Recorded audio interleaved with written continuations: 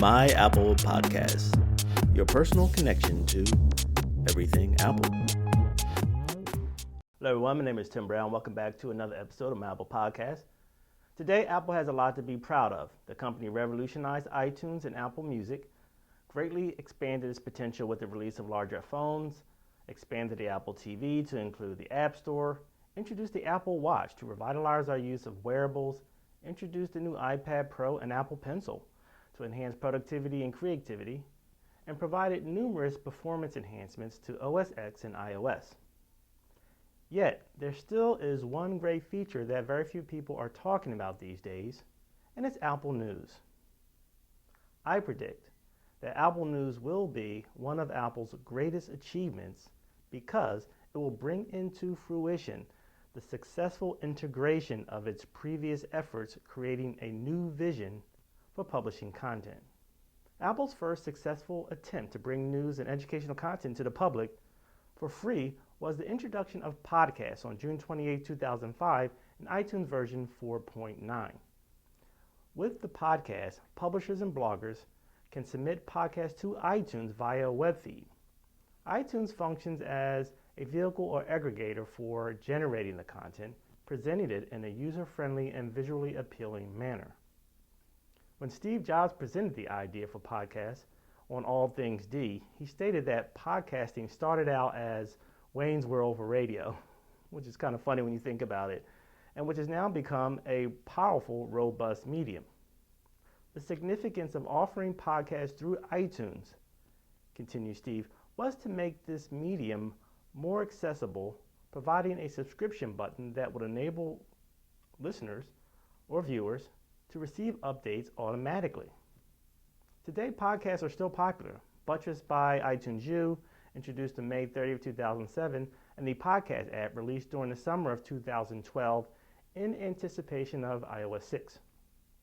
Unlike the music store, the most significant feature of podcasts is that the service is free, so keep that in mind.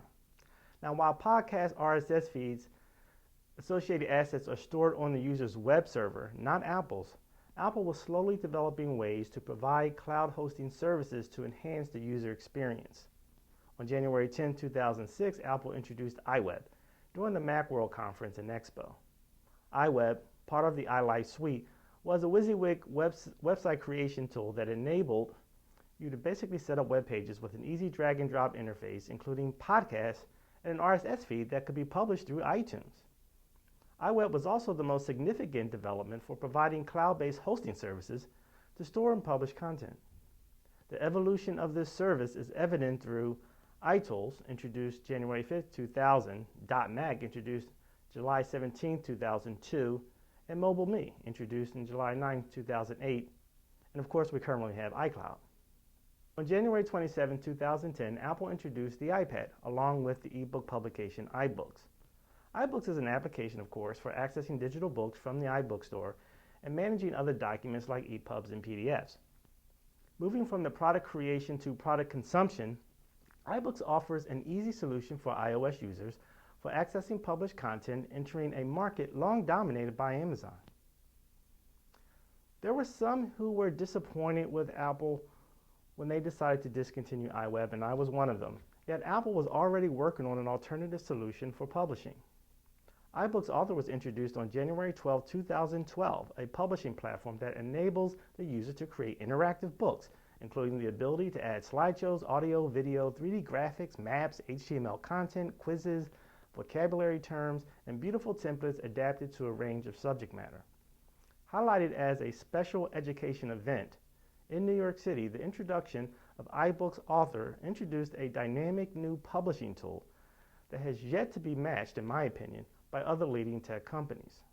Now that iCloud has become the central location for storing all of our data and content, which we can access from our Macs and from our iOS devices, the timeliness of Apple News at this juncture in Apple's technological evolution is quite significant.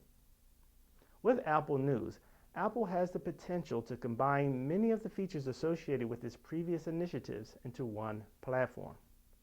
The success of newsreaders like Flipboard are derived from RSS feeds that deliver content to subscribers automatically, receiving updates continuously throughout the day.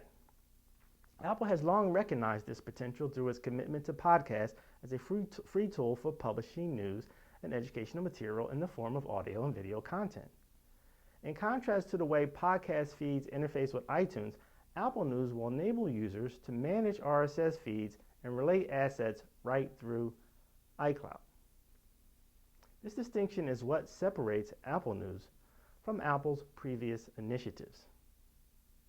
Since the inception of the iPad, the dominant news readers have been Flipboard, LinkedIn Pulse, formerly Pulse, USA Today, one of the first news apps for the iPad, Early Edition 2, Zyta, purchased by Flipboard, Feedly, Prismatic, News 360, Something, NPR News, and Paper by Facebook.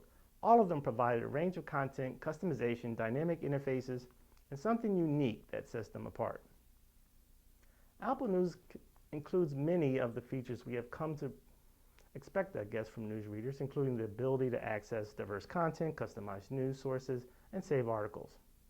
The design of Apple News reflects Apple's latest philosophy to put experience before design.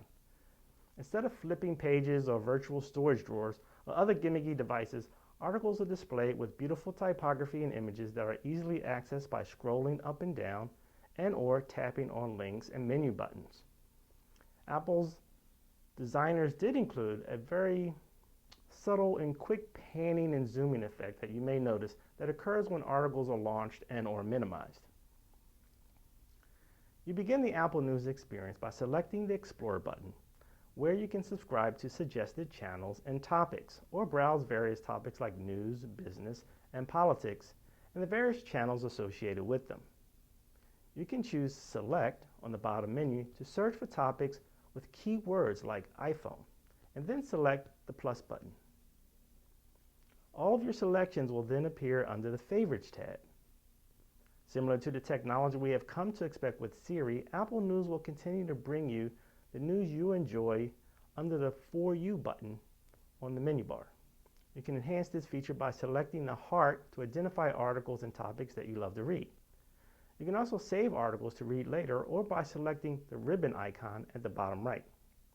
Under the Save tab, you will also see your viewing history, which is very helpful if you forget to save an article you happen to enjoy.